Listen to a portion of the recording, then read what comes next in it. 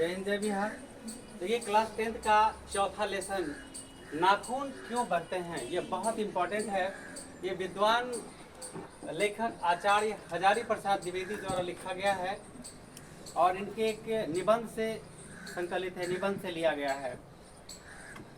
ये जो हमारे राइटर हैं, लेखक हैं, आज बढ़ते नाखून के माध्यम से हमारे देश और विदेशों में बढ़ रहे अस्त्र शस्त्र के होड़ की ओर बहुत कड़ा प्रहार किए हैं और लोगों को ये बताने का प्रयास किए हैं कि नाखून का बढ़ना मनुष्यता का प्रमाण है या पशु का प्रमाण है। नाखून का काटना किस ओर संकेत करता है। ऐसे तो देखने में बहुत छोटा सा लगता है नाखून, तो अगर पहले हम नाखून पर बात कर लें, नाखून निर्लज है। अगर नाखून निर्लज है तो नाखून हमारे शरीर में भी रहने वाला है, इसी का एक हिस्सा है, तो हम लोग भी निर्लज हैं। आज हम कहते हैं अपने आप से हम मजबूत हैं, कोई देश हम पर अटैक नहीं कर सकता, हमला नहीं कर सकता। कैसे? कल से, बल से, छल से, ताकत से, किसे? अस्त्र से, शस्त्र से। कैसे?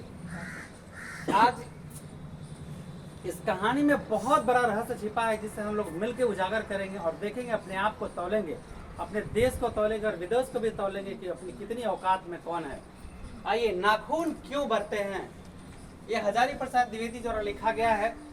इन्होंने कुछ कहा है कि ये सवाल हमारी बेटी पूछी है, छोटी बेटी पूछी है। ये बहुत समझने वाली बात है कि हम जैसे दुष्ट प्राणी नहीं समझ पाते हैं बड़े होने पर और कहते हैं कि हम हैं, हम ही अस्त्र रखेंगे, शस्त्र रखेंगे, देश में सबसे बड़ा है। लेकिन बच्चे अबोध होते हैं, वो भगवान का रूप होते हैं। अबोध बच्चे को क्या पता है कि अस्त्र क्या होता है, शस्त्र क्या होता है, तो केवल प्रेम की भाषा जानता है। किसी भी राष्ट्र के उत्थान के लिए हमें प्रेम की भाषा जानना होगा। अस्त्र शस्त्र से ना हम कभी किसी को जीते हैं, ना कभी जीत सकते हैं। तो आज जब तक हम प्रेम का शस्त्र इस्तेमाल नहीं करेंगे, विश्व शांति की कभी कामना नहीं करेंगे। हमें तो लगता है कि इस कहानी के मुकाबला में आपको शायद ही कोई कहानी मिले, भले रहस्य नहीं पता चल रहा है, लेकिन हम सागर की गहराइयों में लेकर उतर जाएंगे आपको, वहाँ सारे रत्न को दिखा देंगे। इसमें बस बने रहिए सिर्फ मेरे साथ। पहले इनके लेखक के बारे में तो जरा जान लें। इनका जन्म 1907 में भारत के छपरा, भारत देश के यूपी राज्य के बलिया गांव में हुआ था। इनका आरत दुबे करके कोई छपरा में गांव है, बलिया में, यूपी में पड़ता है, वही इनका गांव है। मतलब ये यूपी के रहने वाले हैं। इनका स्थायी निवास स्थान यूपी है। 1907 में जन्म हुआ। इनकी मृत्यु 1979 में दिल्ली में हो गया था। ठीक है। अब आगे इनकी कुछ रचनाएं हैं बहुत सारी, जैसे अशोक के फूल, कल्पलता, बहुत सारी इनकी रचनाएं हैं।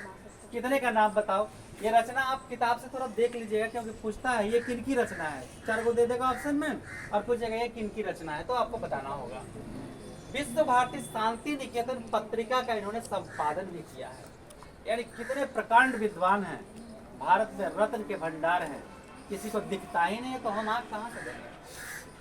इनकी रचना आलोक पर्व पर साहित्य अकादमी पुरस्कार मिला था। आलोक पर्व एक रचना किए थे, इनको साहित्य अकादमी पुरस्कार मिला था। भारत सरकार द्वारा पद्म भूषण से इनको सम्मानित किया गया था। लखनऊ विश्वविद्यालय द्वारा डीलिट इनको उपाधि दी गई थी। काशी हिंदू विश्वविद्यालय, फिर शांति निकेतन विश्वविद्यालय, इसके बाद चंडीगढ़ विश्वविद्यालय आदि में ये प्रोफेसर रहे। इसके बाद कई प्रशासनिक पदों पर रहे। और जैसे कुछ प्रोफेसर लोग जो होते हैं ना, उनको कहीं का प्रशासनिक ऑफिसर भी बना दिया जाता है, और ये तो गवर्नमेंट जॉब है। यह निबंध द्विवेदी जी, जो ये निबंध लिखा गया नाखून क्यों बढ़ते हैं, यह निबंध इन्हीं के द्वारा रचित निबंध है, ग्रंथावली। तो ग्रंथावली से लिया गया है, मतलब एक छोटा सा टुकड़ा ग्रंथावली का लेके आपको स्पष्ट किया गया। तो सोचिए, ग्रंथावली मतलब आज हमारा देश अस्त्र शस्त्र, विदेश वाले भी अस्त्र शस्त्र, वो उस पर अटैक करें, प्रथम विश्व युद्ध हुआ, दूसरा विश्व युद्ध हुआ, और जिस होर में चल रहे हैं हमें लगता है कि तीसरा विश्व युद्ध ना आ जाए। इसलिए हम सभी को एक होकर के फिर शांति के मार्ग पर चलना होगा, तभी बचने का तरीका मिल पाएगा। ये ग्रंथावली से लिया गया है। इससे मानववादी दृष्टिकोण प्रकट होता है। मानववादी दृष्टिकोण पर इन्होंने अपना दिखावा किया है कि हम कैसे कह सकते हैं कि मानव हैं, अपने आप को मानव होने का दम भरते हैं। किस आधार पर, कैसे? ये चाहिए, ये चाहिए, आज प्रक्षेपास्त्र बना रहे, ब्रह्मास्त्र बना रहे, क्या क्या बना रहे हैं। तो प्रकृति के नियम को छेड़ेंगे तो प्रकृति तो आपको छेड़ेगा। जैसे कोरोना ला करके छेड़ा आपको, थोड़े भी छोड़ देगा। प्रकृति को आप छेड़िए, प्रकृति अगर एक बार छेड़ दिया तो समाप्त कर देगा। उन्होंने बढ़ते नाखून द्वारा, अबोध बच्ची द्वारा पूछे गए प्रश्न के माध्यम से सभ्यता एवं संस्कृति के विकास को उद्घाटित किया है। सभ्यता के बारे में बताया और हमारी संस्कृति के धरोहर को बचाने की बात करते हैं, और हम विकास की ओर में विनाश के दहलीज पर पांव रख रहे हैं। ये आपको सावधान कर रहे हैं, चेतिए वरना विनाश के लिए तैयार रहिए। जैसे कोरोना, नाखून काटने अर्थात पाश्विक प्रवृत्ति को मिटाने। नाखून क्यों काटते हैं हम अपनी पशुता को मिटाते हैं, क्योंकि लाखों वर्ष पहले ये जो हमारे अस्त्र थे ये नाखून ही थे। नाखून से ही अपनी जंगली पशुओं से और किसी भी चीज़ से हम रक्षा करते थे। धीरे धीरे ये होड़ बढ़ा, नाखून से, फिर डंडे वगैरह से, फिर पत्थर वगैरह से इस्तेमाल करने लगे। यहाँ तक कि अब किसी ऋषि के, जैसे इंद्र की जो वज्र था, इंद्र का जो वज्र था इंद्रदेव का, वो दधीची ऋषि के हड्डियों से बना हुआ था। तो हड्डियों से भी हमने रक्षा की। और आज तो पूछिए ही मत, नाखून बढ़ाने अर्थात पाश्विक प्रवृत्ति को बढ़ाने बढ़ रहे अस्त्र शस्त्र को हो मनुष्यता को लुप्त कर रहा है। आज अस्त्र शस्त्र जो हम बढ़ा रहे हैं ये मनुष्यता को लुप्त कर रहा है और पशुत्वता को बढ़ावा दे रहा है। तो हमें इन लोगों से रोकना चाहिए, इन सबों पर प्रतिबंध लगाना बहुत जरूरी होगा। आगे देखिए, लाखों वर्ष पहले मनुष्य नाखून से अपनी रक्षा करता था। लाखों वर्ष पहले मनुष्य कैसे रक्षा करता था? अपनी नाखून से। जैसे शेर के पंजे देखती है, वो पंजा के साथ साथ उसका जो नाखून का बनावट होता है एकदम ऐसे नुकीला, ऐसे वो मार्शल आर्ट में होता है स्नेक कैट पंच होता है, एकदम ऐसे एकदम धर के धर जहाँ पड़ेगा बखोड़ देगा, ठीक है। तो नाखून कैसे करता था शेर लोग?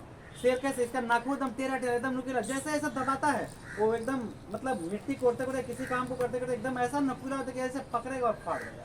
तो ऐसे ही मनुष्य का भी पहले अपनी रक्षा मनुष्य इसी से करता था। आगे कालांतर में रक्षा के अस्त्र शस्त्र बदलते गए और यहाँ तक कि दधीची ऋषि की हड्डियों से, मतलब कहने का मतलब कि पहले पत्थर से, फिर डंडा से, जैसे वानर सेना जो राम का था वो पत्थर डंडा वगैरह क्या क्या लिए हुए था, उसी से अपना वो रक्षा किया था। अस्त्र शस्त्र क्या बना के दधीची ऋषि के हड्डी से कौन बनाए थे? इंद्र ने अपना शस्त्र बनाया था। आप तो बंदूक, तो बम वर्षक विमान आप सुने ही होंगे, आप सुने ही होंगे, आप तो सुने ही होंगे कि हिरोशिमा कैसे अपनी रक्षा किया था, कैसे रक्षा किया था हिरोशिमा। कोई रक्षक चीज नहीं था उसके पास, यहाँ तक कि फ्यूल नहीं थे कि जो विमान उसको विमान वहां पे आया था उसको नष्ट करने के लिए उसका पीछा कर सके। तभी तो कोई अंग्रेज अफसर आया, गुजर गया हिरोशिमा पर से, कहा ऑल इज वेल, वहां के दूसरा विमान पटक दिया बम को, पूरा नष्ट हो गया। तो आज इस होर में कल हिरोशिमा पर गिराया अमेरिका, कल किसी और पर गिराएगा, हम किसी और पर गिराएंगे, थोड़े कोई नष्ट एक बचेगा, गिने चुने लोग बचेंगे, कुछ नहीं बचेंगे, सब नष्ट हो जाएंगे। इसलिए सख्त कभी लेखक का यहाँ उद्देश्य है जिस पर प्रतिबंध लगाना, ये सब नष्ट होने से बचिए और अस्त्र शस्त्र के होड़ से बचिए। यानी मनुष्य के अपने होने वाले परिवर्तन से ही वो सीख दे रहा है। ये आप सावधान हो जाइए। मनुष्य जो नाखून बढ़ा रहे हैं, मतलब कि अस्त्र शस्त्र बढ़ा रहे हैं, यही अस्त्र शस्त्र पर जब बटन पर लात पड़ेगा तो आप भी न जाने कई हजार फीट ऊपर उठ जाइएगा। नाखून का बढ़ना पाश्विक प्रवृत्ति की निशानी है, एवं उसे काटना मनुष्यता की ओर लौटना है। काटते हैं फिर बढ़ जाता है, काटते हैं फिर बढ़ जाता है। कैसा है? निर्लज है। कैसे?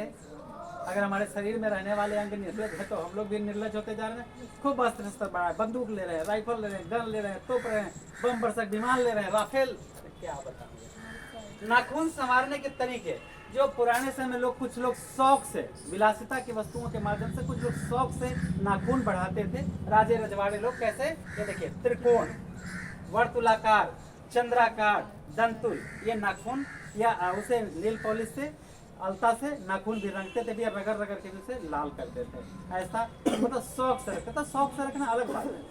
आज लोग शौक से, शौक देखिए, ये कवि जहाँ ना पहुंचे रवि वहां पहुंचे कवि।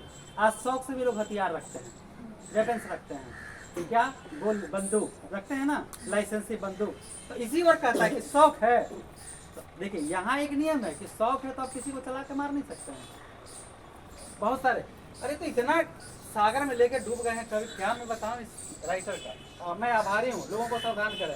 अनायास हमारे शरीर में कुछ होने वाले परिवर्तन है, वृत्तियां हैं, वो क्या क्या? नाखून अपने आप बढ़ जाता है कि कोई बढ़ाता है? आज काटोगे 2 दिन बाद, आज काटोगे 2 दिन बाद, निर्लज है।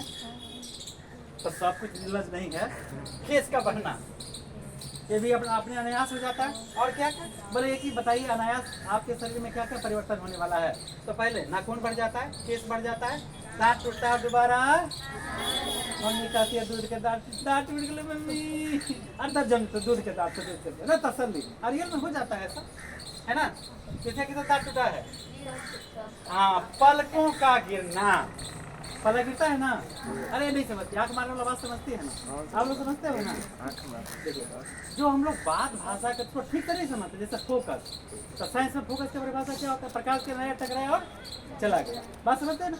तो उस भाषा को हम पर निर्भर करता है कि हम कैसे सोचते हैं। ठीक है, भाषा, प्रेम, प्रेम का भाषा, प्रेम तो अपनी माँ से भी करते हैं, बहन से, बेटियों से भी करते हैं। तो हमको उस भाषा को किस भाषा में समझना है, ये सोच। अब हम कहें प्रियंका 1 गिलास पानी ला दो, तो अच्छा मतलब आपके बाप के नौकर खिला देंगे? आई बोले अच्छा, मतलब वो लाके दे रही है, बात समझ रहे हैं ना? इस भाषा को बोलना और भाषा को समझना होगा, बात समझ में है? पलकों का गिरना, ये मनुष्य की असहज वृत्तियां और अनजान स्मृतियों में अपने आप आ जाता है। ऐसा क्या मारूं तो तुरंत पलक क्या हो जाता है अपने आप? अच्छा, कालिदास कहते हैं, अब बोलेंगे कि सब देश बढ़ा रहा तो हम नहीं बढ़ाऊं। अरे हमने कब कहा? कालिदास, मेरी क्या औकात है? कालिदास ने कहा कि सब पुराने अच्छे नहीं होते, सब पुराने और सब नए खराब नहीं होते। कहाँ कहे कि परिवर्तन मत करो, मगर उसको जांच के करना। ये कहानी सागर से ज्यादा गहरा है, बने रहिए। हम किताब देखते हैं और बहुत सारे चीज बताएंगे आपको, बस साथ देते रहिए। देखिए, अब किताब से हम लोग चलते हैं, नाखून क्यों बढ़ते हैं। ये लेखक के सामने प्रश्न तब आया जब इनकी छोटी पुत्री ने इनसे पूछा कि नाखून क्यों बढ़ते हैं। मतलब यहाँ छोटी पुत्री है क्यों लेखक बोले हैं, बहुत सारी बातें हैं। जो लोग निर्दोष हैं, अबोध हैं, निश्चल हैं, निष्कपट हैं, उनको क्या पता होता है छल, क्या पता होता है दुश्मनी, कुछ नहीं पता होता है। इसलिए उनके सामने जो मन से, अंतरात्मा से जो आवाज़ आता है, यानी परमात्मा से जो आवाज़ आता है, वो बच्चे पूछ देते हैं। लोग हंसते हैं, कोई आश्चर्य करते हैं, कोई गंभीरता से लेता है। और इसी नाखून के माध्यम, पूछे गए सवाल के माध्यम से लेखक मेरे ये बताने का प्रयास कर रहे हैं कि वो लोग जो निश्चल है, निष्कपट है, हमारे किसान हैं, मजदूर हैं, उन लोगों को क्या पता है दुश्मनी का भाव क्या होता है। जैसे मेरा अबोध बच्चा, अबोध बच्ची ने सवाल पूछा लेखक से, नाखून क्यों बढ़ते हैं, और लेखक ने कई सारे सवाल का जवाब अपने शब्दों में लेकर के चल रहा है। देखिए, कभी कभी बच्चे चक्कर में डाल देने वाले प्रश्न पूछते हैं। अल्पा के पिता बड़ा दयनीय होता है। पिता मतलब जिम्मेवार, जैसे मेरे मोदी जी हैं, जिम्मेवार हैं। कोरोना आया, देश में मर गए लोग। अरे भाई, जिम्मेदारी का मतलब पिता है, जिसने जिम्मेदारी निभाया वो पिता है। मेरी छोटी लड़की ने जब उस दिन प्रश्न पूछा कि नाखून क्यों बढ़ते हैं, मैंने सोच में पड़ गया। हर तीसरे दिन नाखून बढ़ जाता है और उसे काटते हैं। माँ बाप डांटते हैं नाखून बढ़ने पर, लेकिन ये तो निर्लज है, बढ़ जाता है। घर में लोग अस्त्र शस्त्र रखते हैं, देश की सुरक्षा के लिए रखते हैं। कब तक ऐसा? पुष्पक एक जगह बम बरसक विमान के जगह पुष्पक विमान नहीं हो सकता है, पुष्प बरसाने वाला विमान नहीं हो सकता है। जिस तरह कोरोना काल में पुष्प से डॉक्टरों को सम्मानित किया गया, वर्षा किया गया, ऐसा विमान नहीं हो सकता है। सिर्फ बम गिराने वाला हिरोशिमा पर बनाया जा सकता है। तो कब तक ऐसा होता रहेगा? आज वहाँ, कल यहाँ। मौत से किसकी रिश्तेदारी? आज हमारी, कल किसी और की बारी है। चेत जाइए, हिरोशिमा पर ही नहीं, विश्व के किसी भी कोने में गिर सकता है। सावधान हो जाइए सभी लोग। चलिए जी, लाखों वर्ष की बात है, मनुष्य पहले जंगली था तो नाखून बढ़ाता था, वनमानुष था तो अपनी रक्षा के लिए वो नाखून बढ़ाता था। जैसे जैसे परिवर्तन, फिर दांत से भी अपनी रक्षा करता था।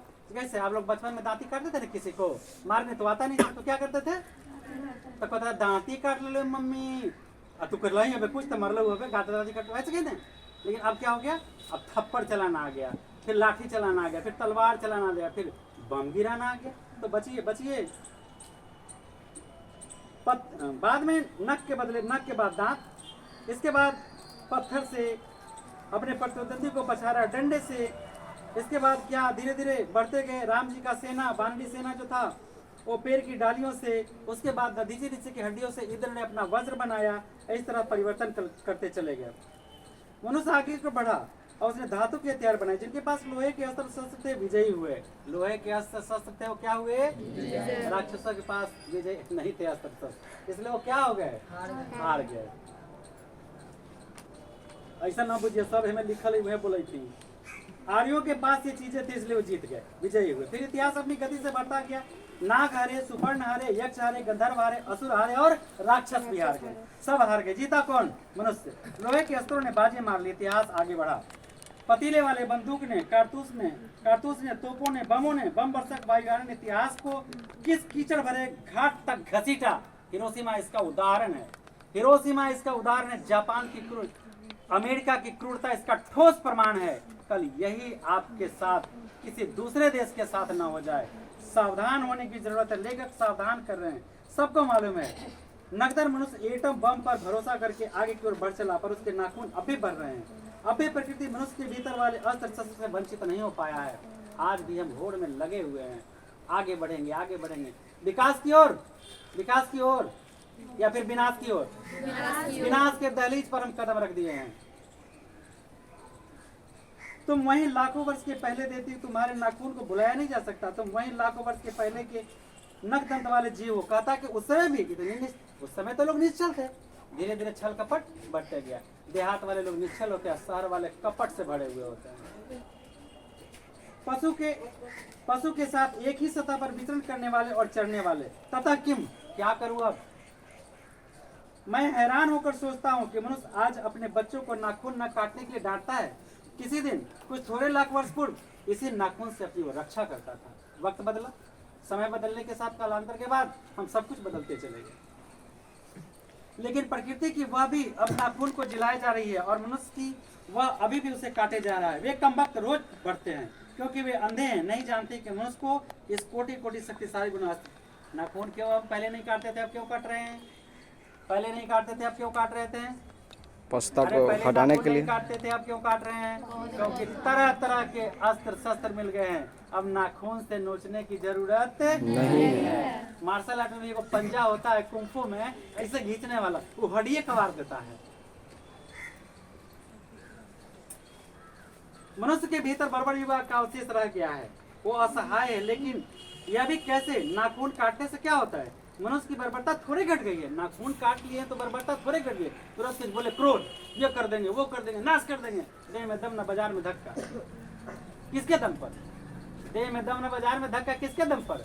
और मेरी माँ कहती थी कि जो डर बघवा से नहीं, वो डर टिपटिपवा से। आपने टिपटिपवो को चैलेंज कर देता है। यह तो उसका नवीनतम रूप है। मैं मनुष्य के नाखून की ओर बढ़ते हुए तो कभी कभी निराश हो जाता हूँ। यह भयंकर पाश्विक वृत्ति के जीवंत प्रतीक है। नाखून का बढ़ना मनुष्य के पशुता का प्रतीक है। मतलब हम अस्त्र शस्त्र जो बढ़ा रहे हैं, सीधे हम पशु हो गए हैं।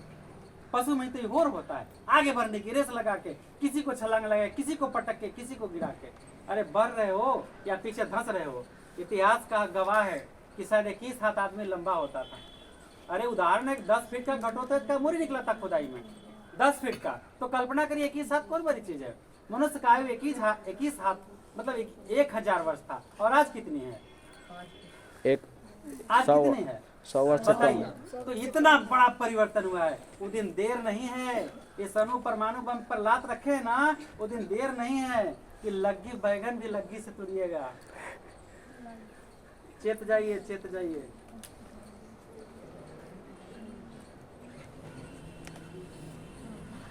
ये उसकी भयंकर पाश्विक वृत्ति के जीवंत नाखून का बढ़ना, यानी अस्त्र शस्त्र का बढ़ाना पाश्विक प्रवृत्ति का जीवंत जीता जागता उदाहरण है। मनुष्य की पशुता को जितनी बार भी काट दे, वह मरना नहीं जानता। तो अस्त्र शस्त्र के दुनिया में जीने का कोशिश नहीं करिए। पूरे विश्व को एक मंच पर लाइए, शांति बनाइए, शांति स्थापित करिए, चाहे किसी भी रूप में हो। प्रेम से रहें, भाईचारा से रहें। कहाँ से शुरू करना पड़ेगा ये प्रेम भाईचारा?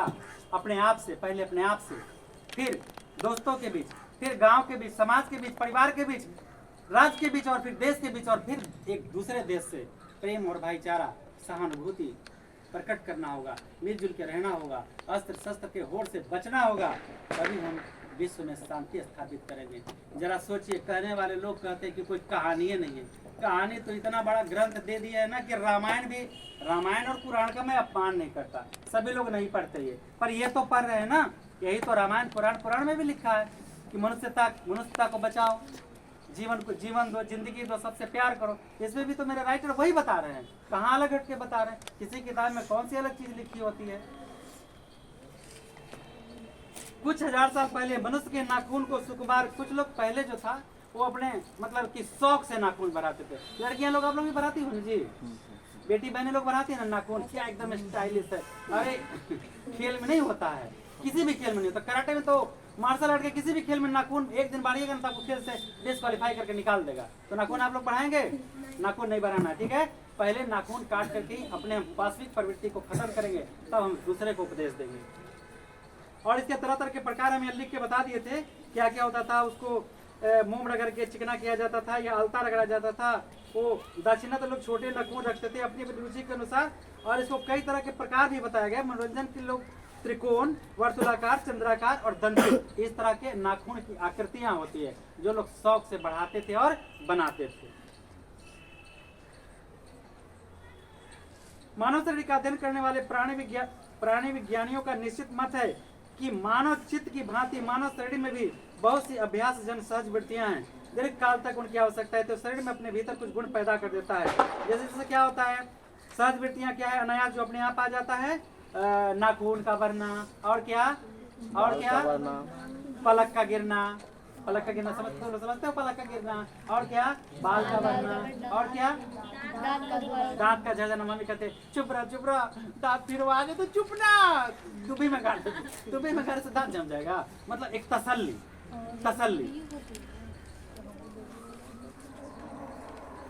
अपनी भाषा से इसके उदाहरण मिलते हैं। अगर एक आदमी अपने शरीर की, मन की और वाक अनायास घटाने वाली वृत्तियों को विचार करे, जैसे हमारे मन में जो अचानक वृत्तियां, जैसे कोई ऐसे अगर आंख पे किया तो पलक गिर जाता है, ठीक है। तो जो कुछ सहज वृत्तियां, हम इसके बारे में गंभीरता से सोचें, यानी अपनी हम तमाम इंद्रियों पर काबू पाएं, मन पर काबू पाएं। तो इंद्रियां मन की गति से, हमको ये चाहिए, ऐसा करना, मारना है। तो ये किसने कहा? इंद्रियां कहा। इंद्रियों कैसे चलता है? मन की गति से। तब इंद्रियों को काबू करेंगे, मन को काबू करेंगे, क्योंकि मन को चलाएंगे परमात्मा की गति से। तो जिस दिन ये मन परमात्मा की गति से चलने लगा, ईश्वर तत्व को हम स्वीकार करेंगे और बढ़ने की ओर से दूर हटेंगे। हम एक नए युग की स्थापना करेंगे। इसमें जैसे जिस तरह से लेखक के सामने बेटी पूछी, उसी तरह किसी फिल्म में आप लोग देखे होंगे, एक शायद बॉर्डर में है, तो पत्र आता है घर में, बाबूजी कब छुट्टी आओगे, बेटा युद्ध खत्म हो जाएगा तो घर आएंगे। तो बेटा पूछता है, बाबूजी जिस तरह आप देश के सैनिक हैं, उस पार वाले भी देश के सैनिक हैं, आखिर लोग आपस में लड़ते क्यों हैं? आखिर लोग आपस में लड़ते क्यों हैं? बच्चा तो निश्चल था, उसे कहाँ पता कि दूसरे पर लोग जानलेवा अटैक, हमला करते हैं, विनाश करते हैं। बात समझ में आ रहा है? तो बच्चे में सहज वृत्तियां होता है। अब तेरी मम्मी को किसी से झगड़ा होगा, लेकिन अगर वो बच्चा को प्यार करती है तो जाके उसकी गोदी में चिपक जाएगा। क्यों? प्रेम, निश्चल प्रेम। मुझे क्या पता है? तो हम लोगों को भी निश्चल बनना होगा। हमारे अंदर क्रोध, जितनी भी गलत वृत्तियां जन्म लेती है, इसको मूल कारण क्या है? क्रोध, मोह, लोभ, क्रोध, मोह, ईर्ष्या, द्वेष, यही सब कारण है, मूल वृत्तियां। अगर हम इसे नष्ट कर देंगे तो पूरा विश्व एक मंच पर आ जाएगा, प्रेम और भाईचारा हो जाएगा, देश दुनिया कितना तरक्की करेगा। सागर से भी कम गहरा है, नापो कोई गेज अगर है तो, जितने ये राइटर बोल रहे हैं, है तो भिरा दो, नाप के हमें भी बता देना। भाई माइक पर बोल रहा हूँ, अगर कोई ऐसा है कि इसको नाप लें तो हमें भी दे दीजिएगा। शायद कहते हैं कि कुछ है ही नहीं इस किताब में, अभी तुम दुए पन्ना पढ़े हैं भैया। भीतर नख बढ़ा लेने की जो सहज वृत्ति है, यह उसके पशुत्व का प्रमाण है। उन्हें काटने की जो वृत्ति है वह मनुष्यता की निशानी है। यद्यपि पशुत्व के चिन्ह उसके भीतर रह गए हैं। तो नाखून हम क्यों काटते हैं? हम अपने अंदर पाश्विक वृत्ति को मिटाने के लिए और मनुष्य बनने के लिए, ताकि हम मनुष्य हैं। क्या सही में मनुष्य हैं? क्रोध नहीं है आपके अंदर, ईर्ष्या द्वेष नहीं है आपके अंदर, तो खत्म कर लीजिए, मनुष्य बन जाइए। पेज पलटिए जी। मेरा मन पूछ रहा है कि मनुष्य किस ओर है भाई, मनुष्यता की ओर या पशुता की ओर? बताइए, अस्त्र बढ़ाने की ओर, अस्त्र काटने की ओर, किस ओर? तो जब तक हम अस्त्र शस्त्र विनाश की ओर नहीं बढ़ेंगे, खत्म नहीं करेंगे, तब तक हम पशुता का प्रमाण, मनुष्यता का प्रमाण नहीं दे सकते, केवल पशुता ही है। मानव मनुष्य जाति ही से ही ये प्रश्न किया जा रहा है, जानते हो नाखून क्यों बढ़ते हैं? यह हमारी पशुता का अवशेष है। मैं पूछता हूँ, जानते हो ये अस्त्र शस्त्र क्यों बढ़ रहे हैं? ये हमारी पशुता की निशानी है। अस्त्र शस्त्र का बढ़ना भारतीय भाषा में प्राय अंग्रेजी शब्द इंडिपेंडेंस शब्द का समान अर्थ में। देखिए यहाँ स्वाधीनता, क्या अपने आप, स्वाधीनता का मतलब आजादी। अरे स्व माने अपना, अधीन। आप तो अपने अधीन हो गए हैं, आप अपने पांचों इंद्रिय के अधीन हो गए हैं। क्रोध, मोह, ईर्ष्या, लोभ, मारेंगे, पीटेंगे, छीनेंगे, लूटेंगे, खाएंगे।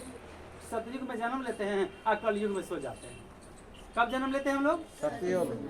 सतयुग में जन्म लेते हैं, एकदम मन साफ रहता है तो उठते हैं, तो द्वापर युग शुरू होता है, राम राम राम राम। ठीक है, आज जब राम राम द्वापर युग आ गए, और तीसरा अब बाल बच्चा के खिलाना है, लूटो मारो काटो छल प्रपंच सब करते हैं, तो द्वापर त्रेता युग में आ जाते हैं। द्वापर युग, फिर त्रेता युग, फिर सब युग में, चारों युग में घूम लेते हैं, लूट मार के लाते हैं, रात के खाते हैं, उल्टा सुल्टा करते हैं, रात में सो जाते हैं, फिर सतयुग में। तो चारों युग प्रतिदिन है, अगर हम चाहें तो चारों युग में, सतयुग में ही हर रोज चल सकते हैं।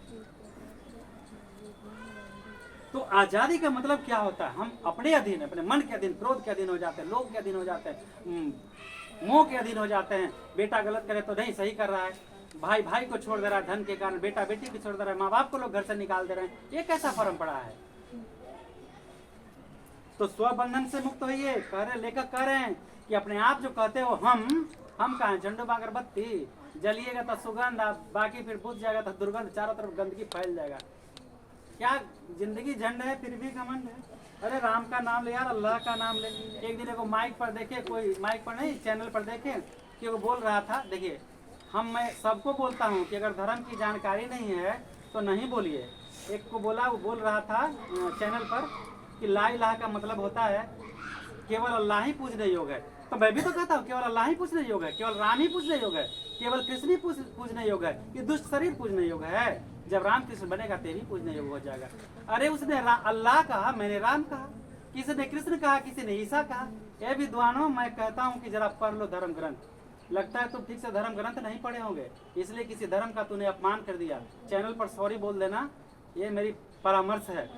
अगर आपका धर्म किसी को इजाजत देता है कि अपमानित करें तो दिखा दीजिएगा, मेरे पास भेज दीजिएगा, हम भी तो जरा पढ़ लेंगे। हम सब एक हैं, तोड़ने का प्रयास मत करिए। हम केवल भारतीय हैं, इसमें हिंदू, मुस्लिम, सिख, ईसाई, हम सब एक ही हैं, भाई भाई। एक माँ बाप के 4 संतान हैं। मेरे माँ बाप है भारत माता, माता पिता सब यही है, इसलिए हम अलग नहीं है। तोड़ोगे तो हम तुम्हें तोड़ देंगे। मेरे बच्चे को गोद में दबाए रहने वाली बंदरिया, देखिए यहाँ बंदरिया का उदाहरण कैसे लेकर लिए हैं। मैं ऐसा तो नहीं मानता कि जो मनुष्य हमारा पुराना, जो कुछ हमारा विशेष है तो उसमें हम चिपटे रहें। देखिए यहाँ कालिदास कह रहे हैं कि हर नया, हर पुराना चीज खराब।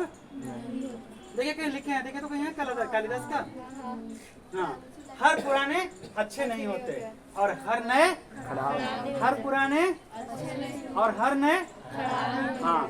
तो हम उसको जांचेंगे, परखेंगे, जो चीज हमारे लिए आवश्यक है वो हम उसे रखेंगे, बाकी को क्या कर देंगे, छोड़ देंगे।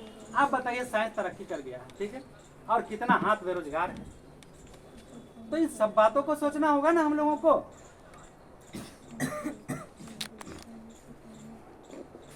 हम जांच लेंगे, परख लेंगे, जो हमारे हितकर होगा हम उसका प्रयोग करेंगे। तो आप लोग भी देखो, जब पढ़ाई करते हैं बेटा तो ये बात सोचना है कि कौन मेरा दोस्त अच्छा है, कौन मेरा खराब है, कौन हमें सही राह पर ले चल रहा है, कौन हमें गलत राह। ये सारे चीज कहानी में बता रहे हैं। कौन आपको पशुता की ओर ढकेल रहा है, कौन मनुष्यता की ओर ढकेल रहा है। कोई ऐसा दोस्त, अरे तोरा फलनवा इसे कल हुए जाके तू फेंक। अरे भैया, फलनवा से हम पूछेंगे ना कि हाँ दोस्त तूने बोला है तो हमको क्यों बोला, अगर कारण है तो गलती है तो क्षमा कर दो। क्या नहीं दोस्त, तुम्हारा कोई गलती नहीं, फलनवा हमको किसे कहा, तब पकड़ा जाएगा ना कौन लड़ाई लगवा रहा है, तो उसको हम छोड़ देंगे, उसको मारेंगे नहीं, पीटेंगे नहीं, उसको छोड़ देंगे, उससे बातें नहीं करेंगे। अपने आप को समझ जाएगा कि वो अभी गुण मिल गया। एक घर, एक परिवार, एक देश ऐसे ही चंडालों से, ऐसे ही चापलूसों से टूटता है। कोई समाज, कोई परिवार, कोई घर, कोई स्कूल, सब चमचे से टूटता है और सब बर्बाद हो जाता है, नष्ट हो जाता है। इसलिए ऐसे लोगों से क्या होना चाहिए? सावधान रहना चाहिए। दुर्जन परिहर्तव्यो विद्यालंकृतो अपि सन मैनाम भूत सर्प किम सो न भयंकर। दुर्जन व्यक्ति अगर विद्या से अलंकृत भी हो तो उसका साथ छोड़ देना चाहिए। ठीक उसी तरह जिस तरह से मणि वाला सांप क्या भयंकर नहीं होता है, तो उसके डसने से आदमी नहीं मरता है। समझ में आया? तो ऐसे ऐसे दुष्ट हमारे देश के अंदर भी हैं। वो मंच पर खड़े हो जाएंगे, उसको गाली बकेंगे, वो मंच पर खड़े हो जाएंगे, उससे गाली बकेंगे। इसका मतलब दोनों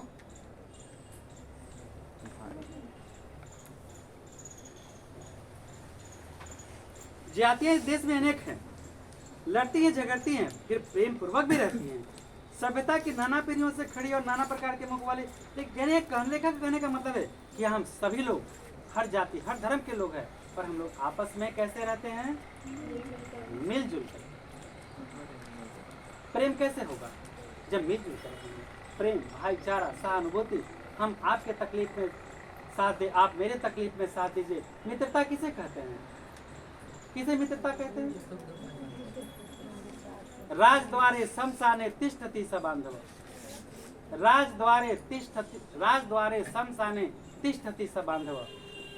राजद्वार शमशान में मुसीबत आने पर जो साथ देता है वही सच्चा मित्र होता है। एक दिन हमारे प्रिंसिपल साहब को ऐसा थप्पड़ मारे कि गाले झंझन आ गया। हम वहीं बैठे थे तो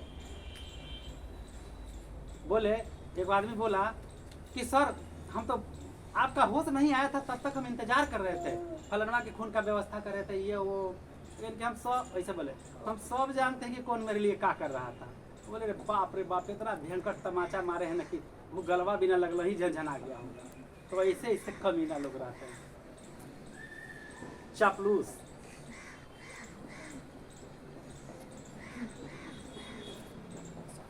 देखिए देखिए, अब बहुत ही अच्छा बात है। यहाँ पे लिखा है, भारतवर्ष के ऋषियों ने अनेक प्रकार से इस समस्या को सुलझाने की कोशिश की थी, पर एक बात उन्हें लक्ष्य की थी, समस्त वर्णों और समस्त जातियों का एक सामान्य आदर्श था। हम लोग का एक आदर्श है ना। कैसे कहते? कुछ होता है नहीं, ये समाज की बदनामी होगी, नहीं ये गांव की बदनामी होगी, पहले तो घर की बदनामी होगी, ऐसा नहीं करेंगे। फिर एक समाज की बदनामी होगी, नहीं ऐसा नहीं करेंगे, नहीं देश की बदनामी होगी, गांव की तो इस तरह से हम लोग अपने आप में एक नियम बना के सुरक्षित रहते हैं, है ना। सभ्यता का विकास करते हैं, मानवता की रक्षा करते हैं।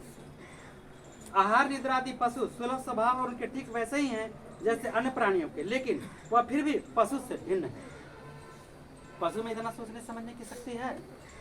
उसको अगर ढूंसी से मारोगे तो वो ढूंसी से मार देगा। तो हमनियों के ढूंसी चलाना तो सीख ही लिए। वो लाठी निकालता है तो कट्टा निकाल देते हैं। ये बताइए कहाँ का मनुष्यता है?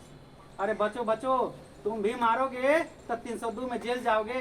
यहाँ हेकरी दिखाओगे ना कि तोरा से हम कम ही, कहीं दबा गया टाइगर तो सीधे ऊपर, अब बाल बच्चा रोड पर भीख मांगेगा और तुम जेल के अंदर 20 वर्षा काटोगे। कहानी खत्म। इसलिए बचो बचो यार, बचो।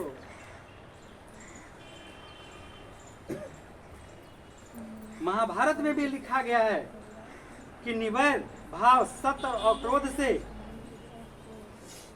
सभी वर्ण का सामान्य धर्म है। यानी सभी वर्ण का एक ही धर्म है। वर्ण माने जाति। हम तो नहीं समझते जातिवाद, हमको नहीं समझ में आता है। हम एक ही जाति है, टीचर का जाति है, पढ़ाने वाले का, फौजी का जाति है, स्टूडेंट का जाति है, तो फिर जाति कहाँ है? ये कहते हैं कि निर्वैर मतलब बैर भाव नहीं, सत्य, अक्रोध मतलब क्रोध नहीं। ये सभी धर्मों में लिखा है यही बात। कहता है दानशीलता होना चाहिए, क्षमाशीलता होना चाहिए लोगों के अंदर। दान करने की क्षमता, क्षमा करने की क्षमता जिसके अंदर आ जाएगा वही मनुष्य की गिनती में आता है। गौतम ने ठीक ही कहा था कि मनुष्य की मनुष्यता यही है कि वह सबके दुख सुख में सहानुभूति के साथ दिखाई पड़े। यह आत्मनिर्मित बंधन ही मनुष्य को मनुष्यता बनाता है। आत्मनिर्मित बंधन, अपने आप से हम किसी को कष्ट नहीं देंगे, हम किसी को पीड़ा नहीं पहुंचाएंगे, हम जिसकी जरूरत है उसकी रक्षा करेंगे, दूसरों का कल्याण करना मेरा काम है। यहाँ तो हम काले जेब पिठिया पर लाद के। मुझे आश्चर्य होता है कि अनजान में ही हमारी भाषा में यह भाव कैसे रह गया है, लेकिन मुझे नाखून के पढ़ने पर आश्चर्य हुआ था। अज्ञान सर्वत्र आदमी को पछाड़ता है और आदमी सदा उससे लोहा लेने के लिए कमर कस लेता है। तो लोहा मत लीजिए, उससे प्रेम करना सीखिए, गांधी जी के रास्ते पर चलिए, एक न एक दिन जरूर जीत जाएंगे, एक न एक दिन जरूर जीत जाएंगे। गांधी जी मरे नहीं हैं, वो अमर हो गए हैं, जीत गए हैं। और हारा कौन? हत्यारा। हारा कौन? हत्यारा। जीता कौन? गांधी। मर के भी वो अमर हो गए हैं, मर के भी अमर हो गए हैं। भगवान खुद ने अपने शिष्य को उपदेश दिया, बोला जा पुत्र मेरा ज्ञान फैलाओ। तो बोले ठहर जा, इधर आओ। आया, क्योंकि ज्ञान फैलाते वक्त अगर कोई तुम्हें गाली दे तो कोई बात नहीं, गुरु आपके ज्ञान देते वक्त अगर कोई गाली ही देगा तो क्या मारा तो नहीं ना, फिर भी ज्ञान फैलाएंगे। फिर बोले जाओ, फिर बोले वापस आओ। बोले अगर तुम्हें कोई मारे तो क्या मारा, कोई बस जान से तो नहीं ना मारा, फिर भी ज्ञान फैलाएंगे। कहीं की जाओ, फिर कुछ चला गया, नहीं नहीं वापस आओ। अगर कोई तुम्हें जान से मार दे तो, क्योंकि इससे बड़ा और बात क्या हो सकता है कि गुरु के ज्ञान बांटते वक्त मोक्ष की प्राप्ति, इसे कहते हैं प्रेम। प्रेम न बारी उपजे, कई दिन बताएं, बताइए। प्रेम न बारी उपजे, प्रेम न बारी उपजे, प्रेम न हाट बिकाए, राजा प्रजा जेहि रुचे शीश देई ले जा। अहिंसा, सत्य और अक्रोध मूलक धर्म का मूल मंत्र है। धर्म का सभी धर्म, मैंने तो वही बात बताया कि उसने कह दिया ला इलाहा इल्लल्लाह का मतलब होता है अल्लाह एक है। हमने कहा कि अल्लाह दो है, हमने कहा कि राम दो है, हमने कहा कि ईसा दो है, और सब एक गो है। तो किसी ने कुछ कहा, कोई उर्दू पढ़ा तो कहा कि हम यही पढ़े हैं, हम हिंदी पढ़े तो कहीं हिंदी पढ़े हैं, अंग्रेजी वाला यू लिख दिया तो कहा कि तुम पढ़े हो, यू लिख दिया तो क्या कहा तुम पढ़े हो। अरे भैया तो सब तो एक बतवा है। तो अहिंसा, सत्य और अक्रोध मूलक धर्म का मूल मंत्र है। मुझे आश्चर्य है कि अनजान में ही हमारी भाषा में यह भाव कैसे रह गया है, लेकिन मुझे नाखून के बढ़ने पर आश्चर्य हुआ। अज्ञान सर्वत्र आदमी को पछाड़ता है और आदमी की सदा उससे लोहा लेने के लिए कमर कस लेता है। देखिए, अज्ञानता ही उसे पटकता है। क्रोध में आ गए, तन दिन मार दिए, तो जा बेटा जेल खत्म, सारा है खत्म, बाल बच्चा रोड पर भीख मांगता हुआ, बीवी कहीं, बच्चा कहीं, खेत गैलारी में, घर दुआरी में। मनुष्य को सुख कैसे मिलेगा? बड़े बड़े नेता कहते हैं वस्तुओं की कमी है, मशीन बैठा, उत्पादन बढ़ाओ, धन की वृद्धि करो, उपकरणों की ताकत बढ़ाओ। एक बूढ़ा आदमी क्या कहा था? हमारा बुझाता कि लेखक महोदय गांधी जी के कहत हुई हैं। देखो हम पढ़ाई थी, तुम मिलकर समझो। उसने कहा था बाहर नहीं भीतर देखो, बाहर नहीं भीतर देखो। हिंसा को मन से दूर करो, मिथ्या फरेब मत करो, झूठ मत बोलो। क्रोध और द्वेष को दूर करो, लोक के लिए कष्ट सहो, मतलब जगत कल्याण के लिए कष्ट सहना सीखो। आराम की बात मत करो, गांधी जी बोलबे की है। प्रेम की बात सोचो, आत्मतोषण की बात सोचो, काम करने की बात सोचो। तो उसने कहा प्रेम ही सबसे बड़ी दौलत है, सबसे बड़ी चीज है, क्योंकि वह हमारे भीतर है। प्रेम कहाँ है? हमारे भीतर। उच्च श्रृंखलता पशु की पार्श्विक वृत्ति, हमें चकुली है। ये कौन सा वृत्ति है? मतलब ढूंसी उठाया और ढूंसी उठा के क्या करना है? और जानवर जब लड़ता है तो ढूंसी भिराता है ना, तो ढूंसी भिरा के फट जाता है। तो हमने कहा अपना से कमी, हमें चकुली है। ये देखिए पार्श्विक प्रवृत्ति। ऐसा रहेंगे तो समाज चलेगा? प्रेम कभी पैदा होगा? नहीं पैदा होगा। स्व का बंधन मनुष्य का स्वभाव है, अपने आप बंधन में। हमारा ऐसे तू कह दे, अपने बंधन में बंध गए, कह दिया तक सट गया, गाली बक दिया सट गया, झाड़ देंगे, सटियोगे तो झाड़ देंगे, चल देंगे। देखिए, अगर आपको कोई कुछ गाली बक के या नेगेटिविटी आपको देता है, केवल आप मुस्कुरा के वहां से चले जाइए। एक दिन ऐसा समय आएगा तो अपने आप ठीक हो जाएगा, स्वतः ठीक हो जाएगा। लेकिन इंतजार करना पड़ेगा। न कहे उपदेश देते हमको जब बोलता है, बोलेंगे सत्य है। रावण भी एक दिन राम कहा था, कंस भी एक दिन कृष्ण कहा था, कहना पड़ेगा।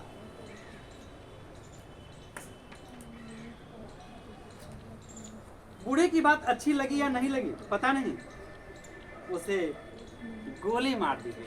किसे गोली मार दी गई? ये बाबा ने उपदेश दिया। आदमी के नाखून बढ़ने की प्रवृत्ति की हावी हुई। अंत में आदमी के नाखून बढ़ने की प्रवृत्ति मतलब कौन हावी हुआ? मतलब कौन हावी हुआ? मनुष्य या पशु? पशु हावी हो गया। तो मनुष्य है मनुष्य हैं हम लोग। तो आप लोग हावी हो जाएंगे तो मनुष्य हैं या पशु हैं? तो पशु बनेंगे कि मनुष्य बनेंगे? मनुष्य। इसीलिए मैं कभी कभी कह देता हूँ तो किसी को मेरा भाषा समझ में नहीं आता है, मनुष्य एक चौपाया जानवर है, तो आप लोग कहते हो कबीर दास, फिर वही बात, कबीर दास के उल्टा बानी भीगे कंबल सूखे पानी। कबीर दास के उल्टा बानी भीगे कंबल सूखे पानी। जब आंख बरसता है तो काला वाला भाग भीगता है, उजला वाला नहीं। आंख है ना, कबीर दास के उल्टा बानी भीगे कंबल, काला वाला कंबल काला होता है ना, और सूखे पानी, पानी का रंग कैसा होता है? इसलिए कहते कि मनुष्य एक चौपाया जानवर है, नहीं सर दो पाया जानवर है। अरे भाई हम तो इसलिए बोले कि तुम लोग भड़को और अपने आप को मनुष्य बनाने का प्रयास करो। हम भी बने नहीं है, रोज प्रयास करते हैं। तो क्या हुआ बुरे व्यक्ति के साथ? गोली मार दिया। आदमी के नाखून बढ़ने की प्रवृत्ति उस पर क्या हो गई? हावी हो गई। मैं हैरान होकर सोचता हूँ बूढ़े ने कितनी गहराई में बैठकर मनुष्य के वास्तविक चरितार्थ का पता लगाया और तब ये बात कही थी। ऐसा कोई दिन आ सकता है जबकि मनुष्य के नाखूनों का बढ़ना बंद हो जाए? कभी कहता है क्या कभी बंद हो सकता है नाखून का बढ़ना? क्या हम अपने अंदर मनुष्यता को ला सकते हैं? पशुता को खत्म कर सकते हैं? नहीं करेंगे? नहीं करेंगे। अच्छा ठीक है, चलिए धन्यवाद। ऐसा कोई दिन आएगा, लेखक महोदय आएगा, हमको भी विश्वास है, आप भी धैर्य रखिए। पुराने शास्त्रियों को ऐसा अनुमान है कि मनुष्य का अनावश्यक अंग उसी प्रकार झड़ गए, मतलब जो हमारे जरूरी नहीं थे। पोछिया में आग लगा दिया था रावण, तब पोछिया झड़ गया, पूंछ झड़ गई। उस दिन मनुष्य की पशुता भी लुप्त हो जाएगी। मतलब अपने अंदर जो चीजें आपको नहीं चाहिए, हथियार नहीं चाहिए, प्रक्षेपास्त्र नहीं चाहिए, ब्रह्मास्त्र नहीं चाहिए, राफेल नहीं चाहिए, पूरे विश्व को अगर ऐसा संदेश देंगे, एक मंच पर आके हम इंसानियत को पैदा करेंगे, मनुष्यता को पैदा करेंगे, ऐसा जरूर संभव होगा, ऐसा मेरा विश्वास है। शायद वह मरणास्त्रों का प्रयोग भी बंद होगा। मरणास्त्र मतलब मरने का जो अस्त्र है, जैसे हिरोशिमा पर गिराया गया बम क्या था, धू धू करके सारे लोग जल गए थे, आज भी उसकी साया मतलब अवशेष पड़ा हुआ है। क्या ऐसा कभी भी हो सकता है?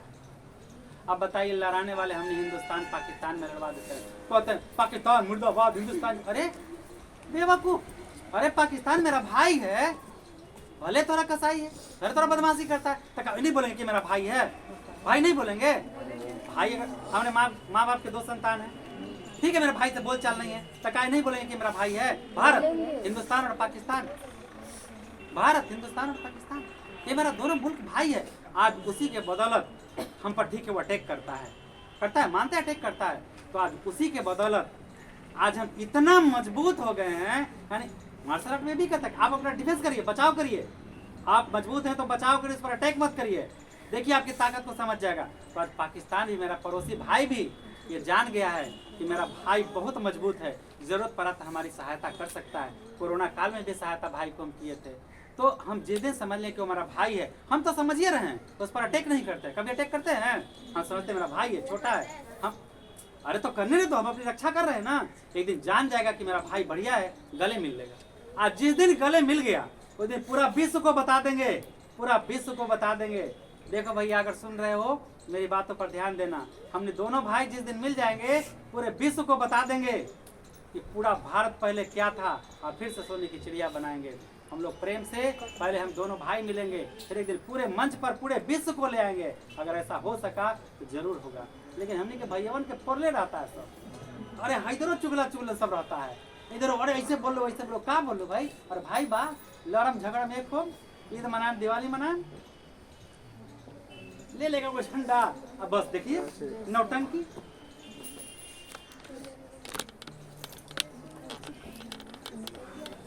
तब तक इस बात से छोटे बच्चे को परिचित करा देना वांछनीय जान पड़ता है कि मनुष्य की अपनी इच्छा है, वो अपना आदर्श है। तो बच्चा लोग क्या करता है, अपने आदर्श के बल पर चलता है और धीरे धीरे उसके अंदर छल कपट बढ़ते चला जाता है। बेहतर जीवन में अस्त्र शस्त्र के बढ़ने से मनुष्य की इच्छाएं, तो अगर बेहतर जीवन चाहते हैं तो अस्त्र शस्त्र के निर्माण को बंद कर दीजिए, अस्त्र शस्त्र का प्रयोग बंद कर दीजिए, तभी आप बेहतर जिंदगी शांतिपूर्ण अपना जीवन जी सकेंगे और मनुष्य कहला सकेंगे। संयम रखना होगा, इसके लिए अपने स्वभाव में परिवर्तन लाना होगा, बेहतर बनना होगा, अच्छा बनना होगा। सफलता और चरितार्थ में अंतर है। मनुष्य मरणास्त्रों के संचयन में बाह्य उपकरणों के बाहुल्य से उस वस्तु को पा सकता है, बाह्य आडंबर दिखावा कर सकता है, पर प्रेम पैदा नहीं कर सकता है। अगर बाह्य आडंबर दिखावा करता है, शस्त्र की ओर बढ़ता है, तो कभी प्रेम और मनुष्यता पैदा नहीं कर सकता है।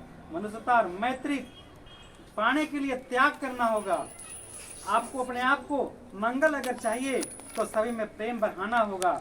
नाखून का बढ़ना मनुष्य के उस अंध सहजती वृत्ति की परिणाम है जो उसके जीवन में सफलता ले आना चाहती है।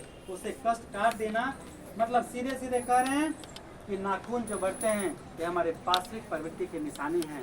अस्त्र शस्त्र जो हम बढ़ा रहे हैं एक देश से दूसरे देश के लिए, तो वो सब पाश्विक प्रवृत्ति का निशानी है। इस सब को रोकना होगा और हम सभी के भीतर मनुष्यता इंसानियत पैदा करना होगा और शांति स्थापित करना होगा। तो आज हमारे ये लेखक कितना बड़ा मैसेज दुनिया को दिए, कितना बड़ा संवाद दिए, कितना बड़ा ज्ञान दिए हैं। इसी में एक लड़की हंस रही है, शायद उस बात को समझ नहीं पा रही होगी। तो फिर से हम कहते हैं एक बार पुनः वापस लौट जाए कि अगर मनुष्यता पैदा करना चाहते हैं तो अस्त्र शस्त्र के होड़ से बचिए, राग द्वेष ईर्ष्या से बचिए, प्रेम का भाव रखिए, तभी आप मनुष्य कहलाएंगे और पढ़ने का सही ज्ञान आपको मिल पाएगा। वरना किस ज्ञान किस काम का। माँ बाप को छोड़ देते हैं, भाई भाई को छोड़ देते हैं, बेटा बेटी को छोड़ देते हैं, एक दूसरे से लड़ते हैं, घर में लड़ते लड़ते गांव में लड़ते हैं, गांव में लड़ते लड़ते देश से लड़ने लगते हैं, देश से लड़ते लड़ते विदेश से लड़ने लगते हैं। अरे लड़ना छोड़ो, का करबा पाई पाई राय, का करबा राय राय पाई पाई जोड़ के और उड़ जाइए सुगनवा एक दिन पिंजरवा के छोड़। जय हिंद जय हिंद।